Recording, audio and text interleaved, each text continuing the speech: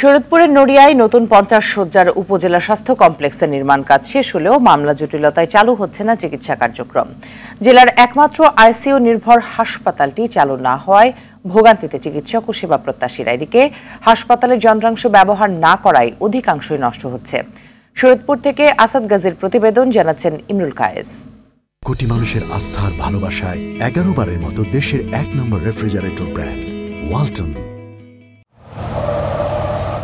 নড়িয়া 50 শয্যা উপজেলা স্বাস্থ্য কমপ্লেক্স। হাসপাতালটির প্রতিটি ভবন তৈরি করা হয়েছে আধুনিক নকশায়। আছে staff quarter, doctors dormitory, nurse dormitory, উপজেলা স্বাস্থ্য ও পরিবার পরিকল্পনা কর্মকর্তার বাসভবন। রয়েছে রোগ নির্ণয়ের আধুনিক যন্ত্রাংশ।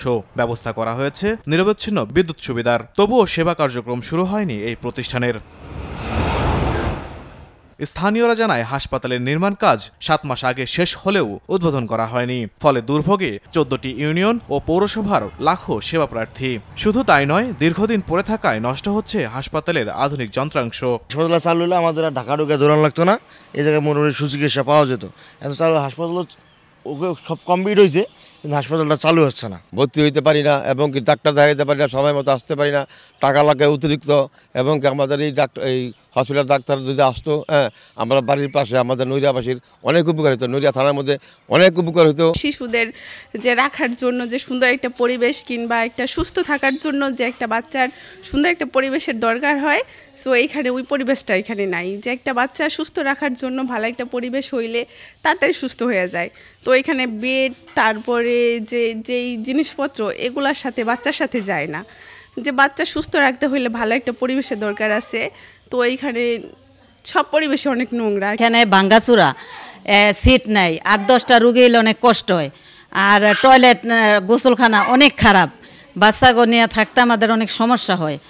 এটা আপনারা যদি না দেখেন তো দেখবে কে? আর আমরা যদি এখানে এসে যদি ভালো সেবা না পাই, তা আমরা কোথায় যাব? আপনার নড়িয়ার মানুষ, মূলফুতগঞ্জ, এটা হসপিটাল, এটা পুরনো হসপিটাল। এই হসপিটালের যদি এরকম হয় তাহলে তো হয় না। তবে প্রশাসন বলছে, নড়িয়া উপজেলা স্বাস্থ্য কমপ্লেক্সের কার্যক্রম নিয়ে হাইকোর্টের রিটের কারণে পুরনো হাসপাতালেই চিকিৎসা কার্যক্রম চলছে।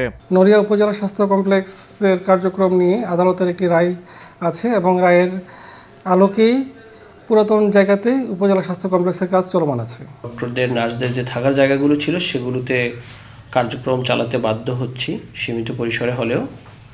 এই কারণে অনেক ডক্টর, নার্সরা ভিতরে ক্যাম্পাসে থাকতে পারছেন না, সেবাটাও খুব ভালোভাবে দেওয়া যাচ্ছে না।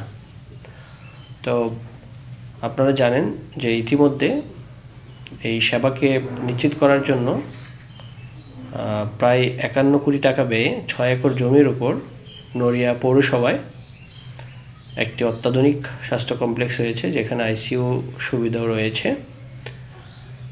সেখানে এবং ওই পৌরসভায় সারা উপজেলার মানুষের যাতায়াত সহজ এবং মানুষ নানা প্রয়োজনে সেখানে যাতায়াত করে। তো সেই প্রতিষ্ঠানটি যদি স্বাস্থ্যসেবার জন্য চালু করা যায়, সেক্ষেত্রে সমগ্র উপজেলাবাসীর স্বাস্থ্যসেবা নিশ্চিত হবে।